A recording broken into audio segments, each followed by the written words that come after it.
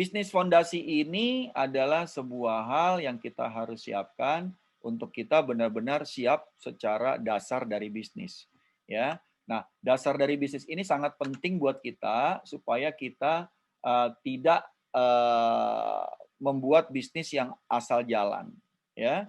Nah, 3 fondasi di bisnis ini yang terpenting adalah saat ini kita memahami, ya, value yang dibutuhkan, value yang harus kita buat, value yang harus menjadi standar buat patokan semua orang yang ada dalam perusahaan kita.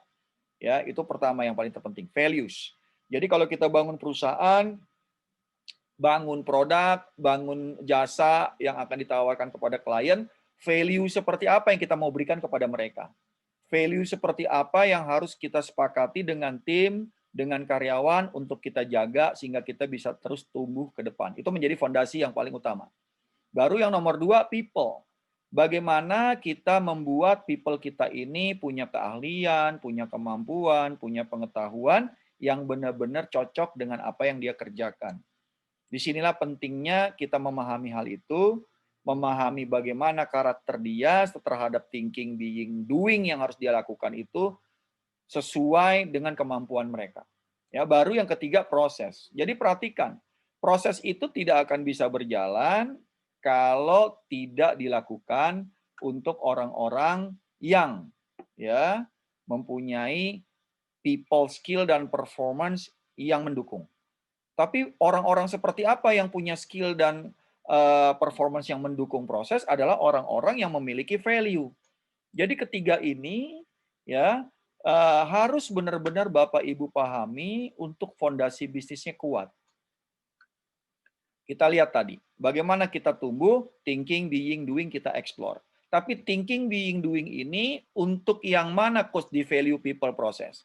Kalau kita benar-benar bisa menyatukan value perusahaan yang kuat, itu berarti semua orang dalam perusahaan being-nya cocok, being-nya kongruen atau sinergi atau selaras dengan semua orang yang ada di dalam perusahaan untuk jalanin perusahaan.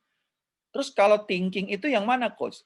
Thinking yang benar, thinking yang benar-benar bisa tumbuh, itu adalah people yang benar-benar bisa selalu meningkatkan skill and performance-nya. Mereka mau belajar tanpa disuruh. Mereka punya inisiatif untuk lebih membuat bisnis proses berjalan dengan baik. Nah, proses ini hubungannya apa coach terhadap 3 hal yang kita tumbuhkan tadi? Doing. Karena proses ini perlu doing yang lebih efisien, lebih efektif. Ketiga hal ini yang harus kita jaga. Terus ada nggak coach caranya untuk membuat ketiga hal ini benar-benar kita jaga dan kita buat dasarnya yang kuat? Ada 9 step untuk mensistemasi bisnis. 3 hal di atas yang namanya visi, misi, dan company culture, ini untuk membuat kesamaan value dalam perusahaan kita. Yang namanya smart goals yang kita harus punya untuk setiap departemen, struktur organisasi untuk membuat orang itu tahu tanggung jawab kerja dan tugas kerjanya di mana, job description-nya jelas, ukurannya jelas, ini adalah tentang people Bapak Ibu. Nah, bagaimana tentang proses? Yaitu tentang manajemen sistem dan bagaimana mensistemasinya. Yang namanya manajemen sistem, ada sistem finansial, ada sistem yang namanya sales, bagaimana melakukannya, sistem marketingnya, sistem operasionalnya, bagaimana sistem development-nya, itu ada di manajemen sistem. Nah, how to systemize adalah media bagaimana Bapak Ibu mensistemasinya. Apa yang tadi ada di manajemen sistem, sistemasinya berdasarkan apa? Misalnya ada sistem keuangan yang bisa dilihat setiap waktu. Ada sistem sales marketing yang bisa kita lihat permintaan barang, pengiriman barang dalam sebuah media atau sistem. Bisa nggak secara konvensional, Coach? Oh, bisa-bisa aja. Asalkan semua orang dalam perusahaan tahu dan paham di mana dia melihat standar kerja mereka. Ada visual board, ada CD tutorial, ada buku pegangan, ada SOP standar dalam bentuk form yang selalu ditempel di setiap unit kerja. Nah, itu yang harus Bapak Ibu bangun. Sehingga value people process ini terus terjaga. Dan tidak ada mitos ya yang benar-benar bisa Anda setujui bahwa yang namanya bisnis kalau masih mulai baru itu rugi dulu. Itu mitos Bapak Ibu. Bisnis itu kalau dijalankan dengan orang-orang yang tidak berpendidikan pasti akan rugi. Enggak juga Bapak Ibu. Ya, itu mitos semua. Nah, mitos itu bisa kita singkirkan kalau Bapak Ibu perhatikan benar-benar hal-hal penting, hal-hal step by step yang harus Bapak Ibu benar-benar kuasai di sini. Ini penting banget. Perhatikan hal ini. Kalau Bapak Ibu ingin mendapatkan informasi yang lebih detail, bisa lihat di blog saya coachmargeti.com atau lihat di YouTube saya ceritakan juga tentang ini. Jadi nggak usah khawatir Bapak Ibu, rekaman ini juga nanti Bapak Ibu bisa dengerin ulang. Nah, value people process adalah satu hal yang bisa membuat Bapak Ibu kuat fondasi bisnisnya. Ya. Nah, bagaimana membangunnya coach? Nah, membangun bisnis yang namanya fondasi yang 3 tadi itu akan menciptakan alat kontrol sistem di dalam perusahaan yang secara standar benar-benar kuat. Yaitu control mastery. Kontrol terhadap apa? Arah perusahaan, ya, kontrol perusahaan terhadap keuangan, ya, pengaturan Anda terhadap perencanaan, gitu ya. Terus evaluasi Anda terhadap kinerja itu benar-benar harus dalam tahap kontrol yang ada di bawah. Sehingga kita membangun bisnisnya itu benar-benar terstruktur. Yang kedua adalah baru Bapak Ibu bisa tingkatkan customer dan memperbaiki cash flow. Cash flow yang lebih baik, cash flow yang lebih benar-benar bisa terus Bapak Ibu ukur karena sudah Bapak Ibu bikin yang namanya sales and marketing engine yang terus akan bekerja walaupun Bapak Ibu tidak aktif di bisnis, sales marketing engine ini benar-benar bisa mendatangkan prospek maupun customer buat Bapak Ibu. Ini yang paling terpenting. Ya, sehingga setelah kita punya cash flow, kita menguntungkan, customer kita terus bertambah, barulah saat yang paling penting adalah membuat konsisten.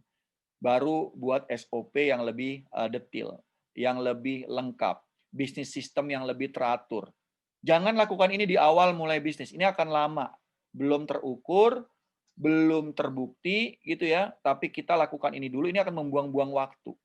Fokus kepada bagaimana Anda mengkontrol bisnis yang penting, kontrol keuangan, kontrol planning, kontrol arah perusahaan, kontrol pekerjaan dasar yang menjadi fondasi, itu dulu. Baru setelah itu terkontrol, bisa kita tingkatkan customer dan cash flow. Jangan meningkatkan customer atau cash flow, kita membuat strategi marketing yang lengkap, yang mahal, sebelum terkontrol. Itu akan membuat berantakan.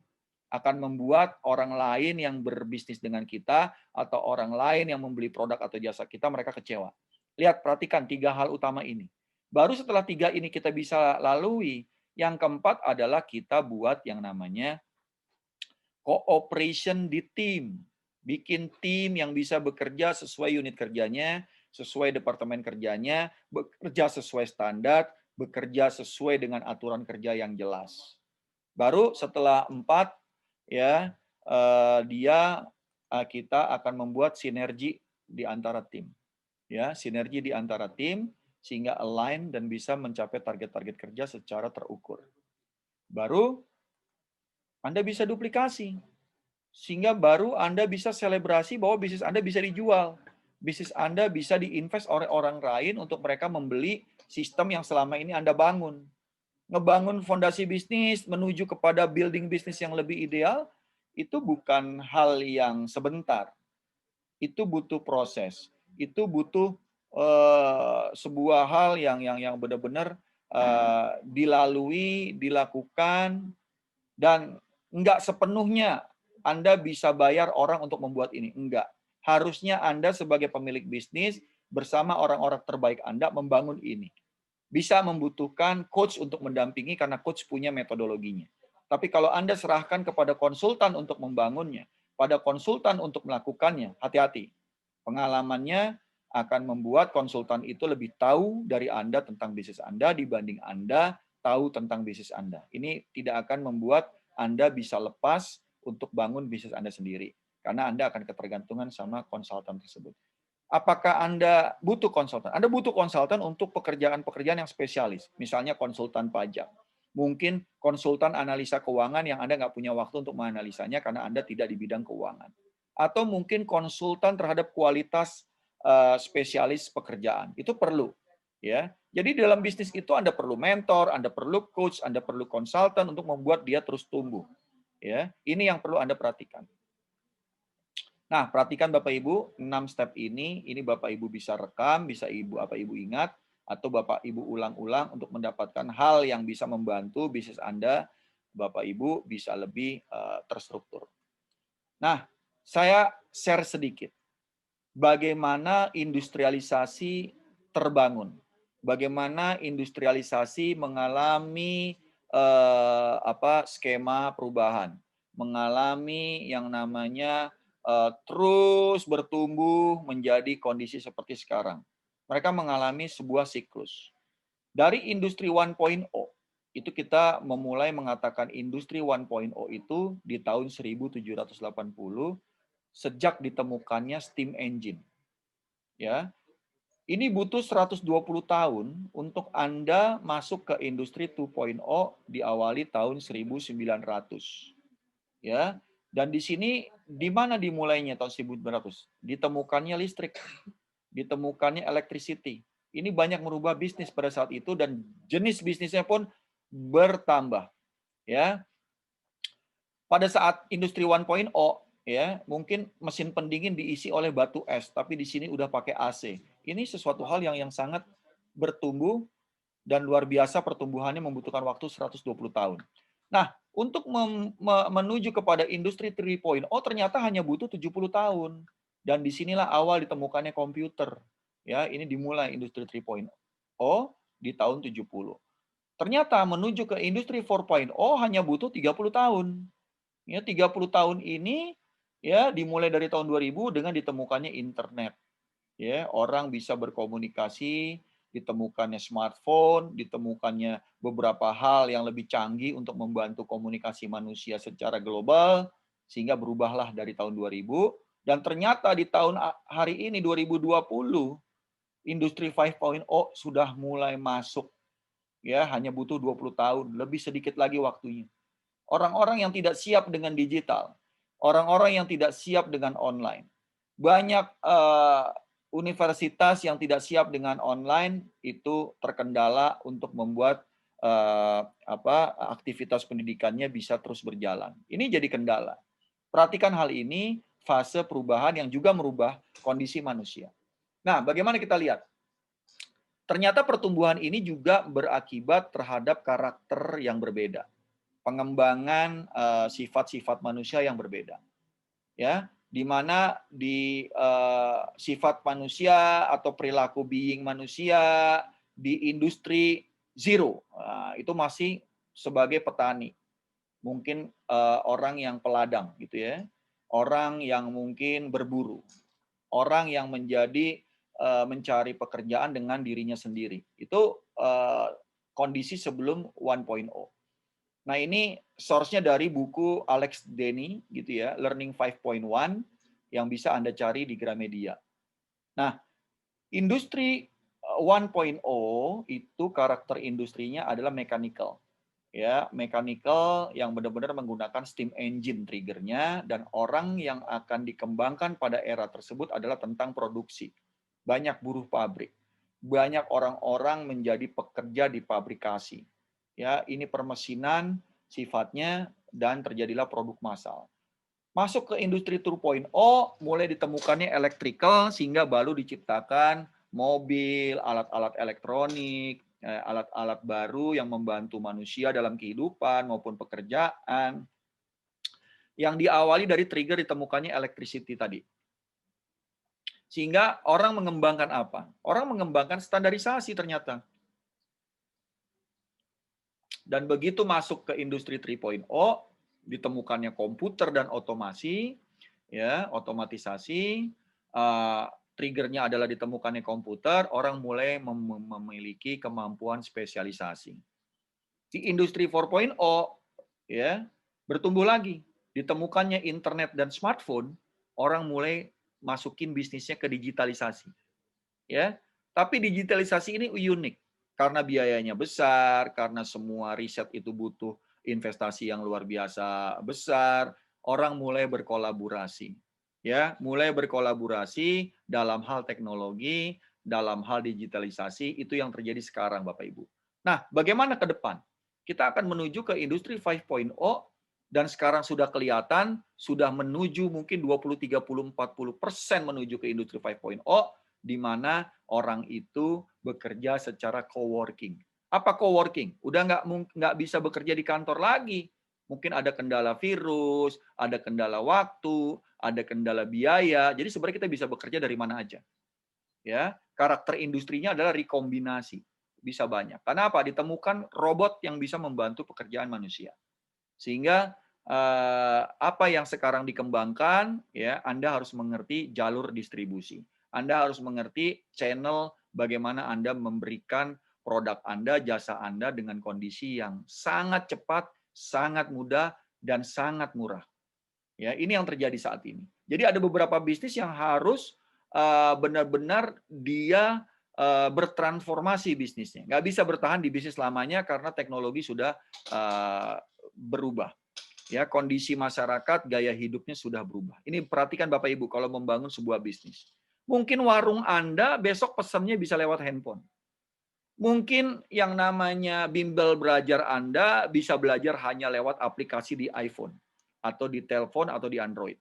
Itu bisa saja terjadi. Tapi kalau kita tidak siap ya untuk mengantisipasinya, kita akan punah Bapak Ibu.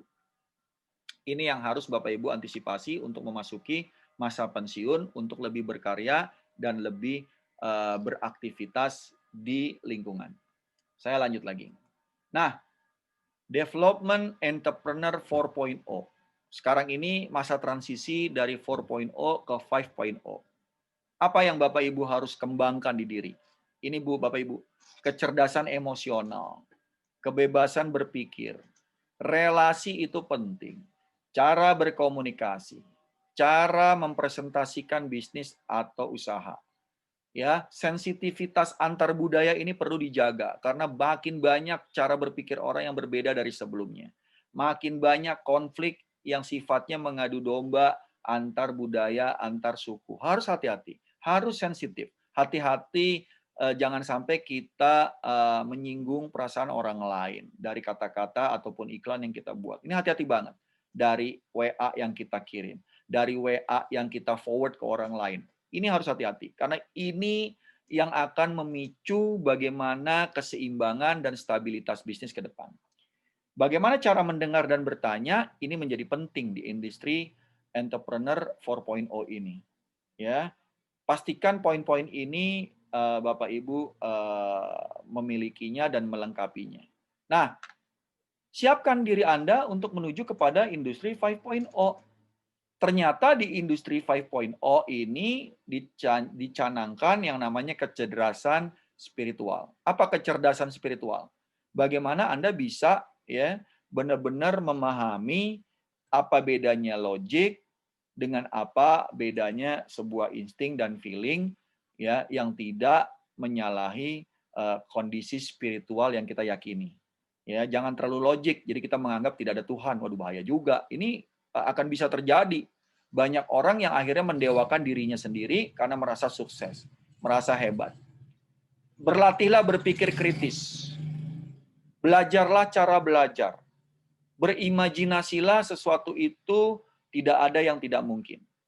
Intuisi dan empati terhadap kondisi. Agak unik Entrepreneur 5.0. Kenapa ini yang menjadi penting? Karena di luar ini bisa digantikan robot, Bapak Ibu. Edukasi bisa digantikan robot, tinggal masukin datanya yang ngajar robot. Hilang dong kita sebagai pengajar. Tapi apa yang nggak bisa digantikan robot? Kebijaksanaan kita dalam mengajari orang. Metodologi kita untuk melihat orang-orang yang berbeda cara mengajarnya. Itu yang bisa kita lakukan. Ya.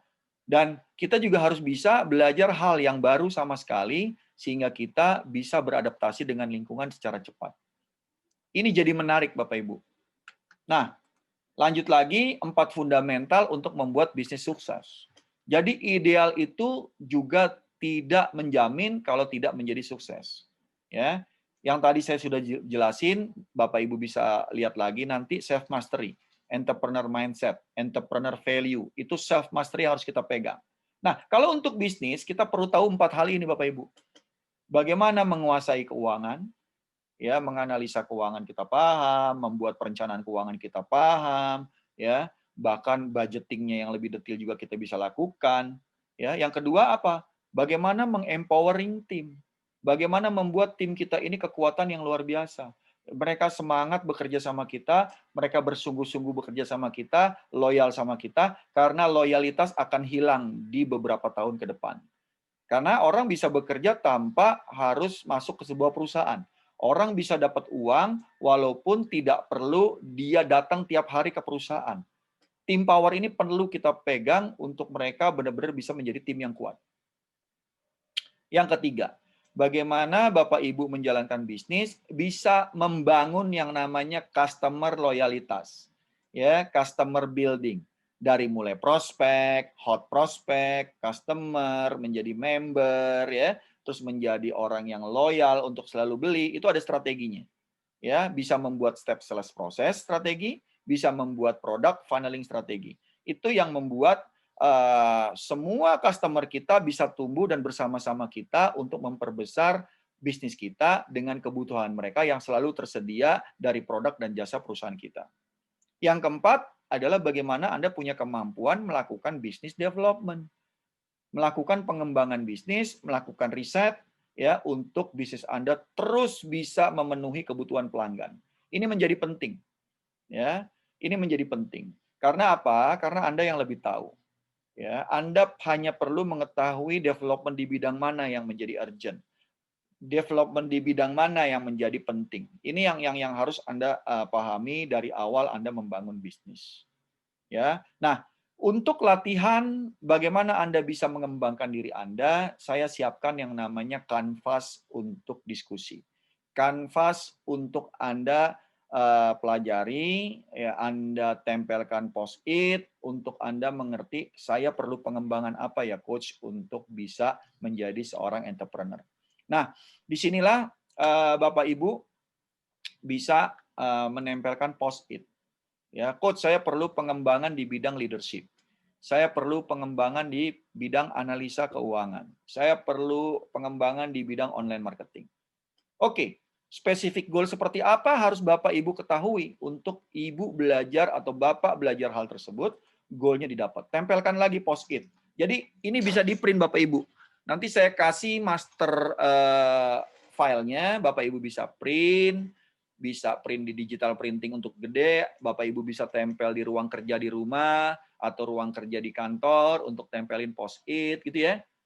Lihat, yang warna biru, spesifik goalnya adalah, oh, saya belajar leadership untuk bisa memanage tim menjadi kuat, coach. Oke, good. Bisa membagi pekerjaan tim, coach. Oke, good. Financial analysis untuk apa? Untuk bisa efisiensi dan saya bisa terus meningkatkan cash flow di bisnis. Good, bagus. Nah, online marketing, ya saya mau meningkatkan pendapatan dari online, coach. Saya ingin memperlebar pasar saya yang selama ini tidak pernah saya sentuh dengan online, coach. Good. Oke, kita buat learning plan-nya. Tempelin lagi post-it. Oh, saya harus ikut learning and training, leadership training and coaching. Saya harus ikut financial workshop atau membeli bukunya atau mempelajari dari online, video-video pembelajarannya. Itu bisa Anda mulai rencanakan. Digital marketing class. Oke, saya ikut kelas digital marketing. Saya banyak diskusi dengan anak-anak milenial sekarang. Saya akan punya orang yang mendampingi saya untuk menjelaskan tentang fungsi digital marketing ini. Nah, oke, untuk Anda mempelajari sesuatu, Anda perlu alat ukur. Alat ukurnya itu nggak bisa cuma angka, tapi apa hasil yang Anda lihat terjadi jika Anda sudah berhasil mempelajarinya. Ukurannya apa? Oh, tim saya improve. Good.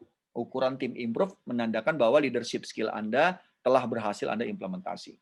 Cash flow budget system ada cost dan rapi, itu menandakan Anda analisa keuangannya jago. Coach, saya memiliki website dan online platform saat ini. Good, berarti online marketing yang Anda pelajari kemarin membuahkan hasil. Ini menjadi salah satu kondisi yang bisa membantu Bapak Ibu mendapatkan manfaat dari apa yang dilakukan pengembangan Bapak Ibu. Kalau nggak dibuat dengan kanvas ini, kita nggak tahu ukurannya apa.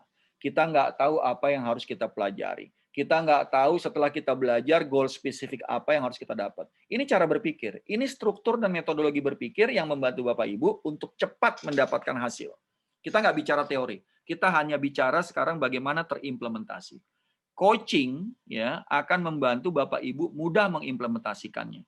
bukan cuma mengetahui teorinya. Ini yang Bapak Ibu perlu camkan untuk Bapak Ibu bisa melakukannya dengan benar dan dengan tepat.